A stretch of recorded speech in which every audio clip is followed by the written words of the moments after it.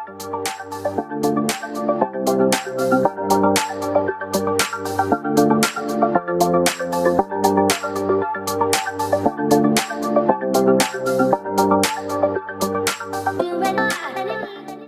and welcome to the race briefing for the Sweet Caroline Aquathlon 2021.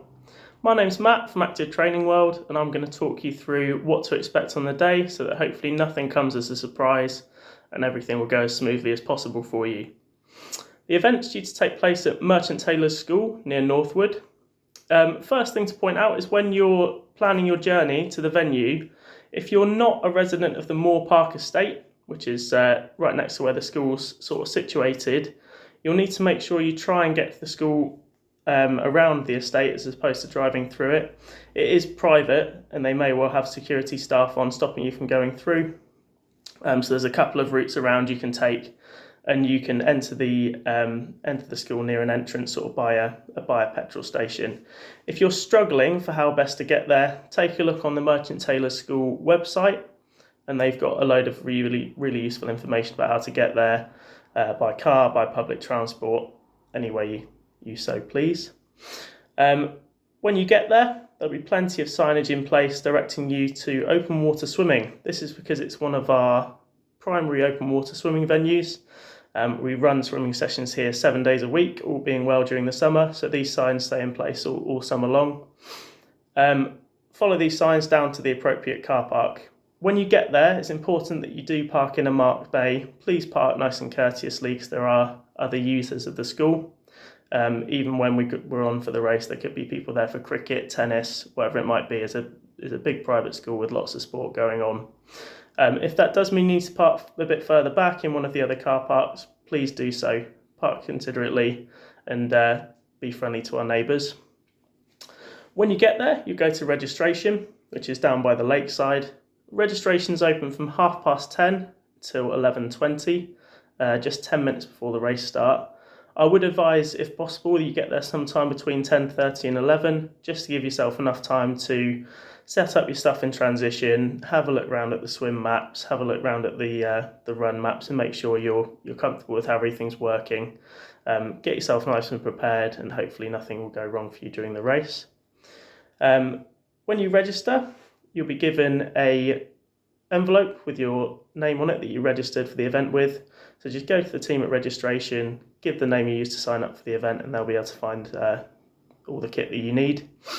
The kit you'll get will be a race number. That needs to be on the front of your bib, tri-suit, race belt, whatever it might be, during the run leg of the race. You'll also get some pins in there to help you out attaching this if you don't have a race belt. You'll also be given a timing chip. This is due to be put on your left ankle. Make sure this is on the outside of any wetsuits, anything you might be wearing during the swim, as this will help it be detected by the timing equipment. Have it facing outwards on display, and it gives you the best chance possible of the timing team catching you. You'll also be given a brightly coloured swim cap, which is mandatory to be worn during the race so we can identify you, or indeed a different coloured swim cap if you require extra assistance in the water or getting out of the water. When you register, there'll be a set of permanent markers available for you to write your race number that you've been given on your hand. This helps the swim team identify you, helps for security purposes in and out of transition. So please make sure you've done all of that sort of stuff before you go to set your stuff up in the transition area.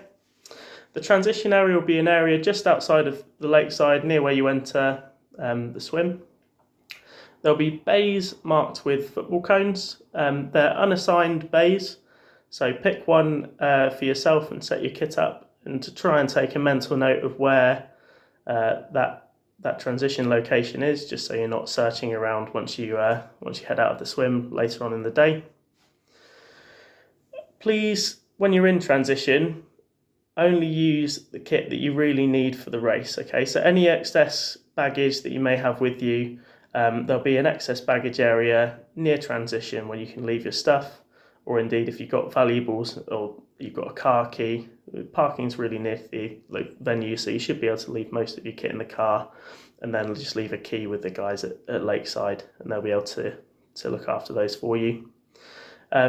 Changing facilities are available. We've got a changing tent, or a couple of changing tents by Lakeside, and there's also changing rooms available within the OMT building. The OMT building's just at the bottom of the last car park before you get to the lake. It's nice and big, you can't really miss it. And in there is where the toilets for the event will also be located. I would ask though that if possible you come changed and ready to race, just to avoid any sort of crowding in these changing areas unnecessarily. Once you set all your stuff up in transition and you're ready to go, make sure, as I said earlier, you have a little look at all the swim maps and stuff that are available. For the swim, it will be a clockwise 750 metre swim loop. It will be around a sort of a long rectangle shaped swim. One thing to note when you do start is there's sort of a gateway about 100 metres or so into the water between two buoys. Please try and swim through this. The team will be able to talk you through it on the day as well, with the visual aid of having all the buoys and stuff in front of you.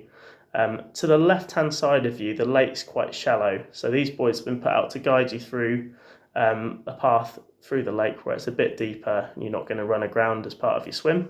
So please try and go through these two buoys. And then for the rest of the route, you just keep all the swim buoys out to your right-hand side.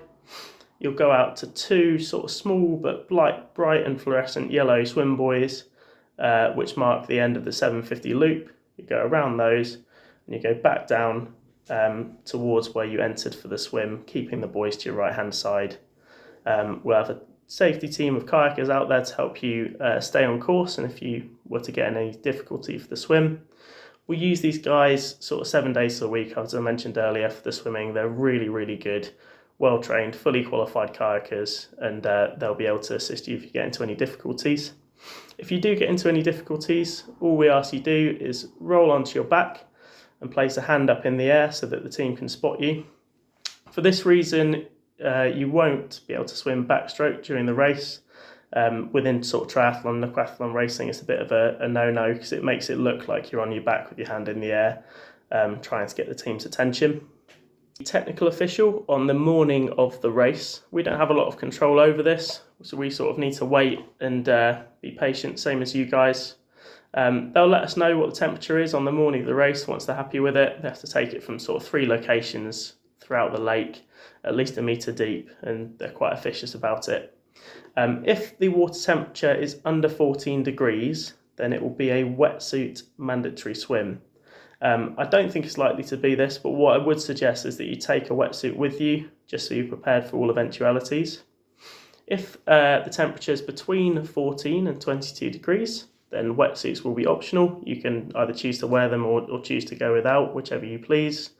If it's 22 degrees or over, however, wetsuits will not be allowed, as per British Triathlon rules. So please be aware for any eventualities. If you are concerned about swimming without a wetsuit, I'd advise you sort of take time to have a little swim session down the lake between now and then in a tri-suit and just make sure you're comfortable. We've got excellent water safety staff out there, so you should be okay. For the swim, we will be offering a mass start option. So it's one of the exciting things we get to do again now that coronavirus restrictions are lifting slightly. We do understand, though, that some people may not be comfortable starting in this fashion. If you're not comfortable with a mass start, then hang back, let the team know, and you'll be able to start in a 1-by-1 rolling start once everyone else has set off. This will not hinder your time, as results will be calculated by net time on the day. So that's the time you enter the water, or if you're in the mass start, the time that the mass start goes off, to the time you finish. So we'll make sure it's as fair as possible for everyone involved. Once you've done the swim, head out into transition, get your shoes on and everything you need for the run. Make sure you've got that number on your front ready to go. And you'll do a 2-lap run course. The run course will consist of 2 laps that will be exactly the same. You'll do a short out and back section away from the lake and then complete a anti-clockwise lap of the lake.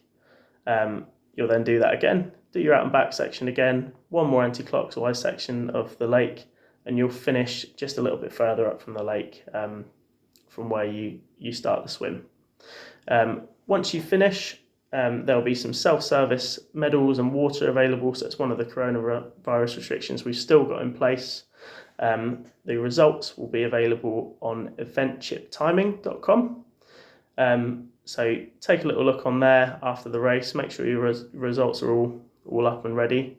It may take a couple of hours just to get the results all finalised, so please give the team at least until the next morning before you start emailing in if there are any issues, and the timing team will look into those and get them sorted for you really quickly. With regard to the run course though, what I would say is that it's a nice flat and fast lap, but it is on grass.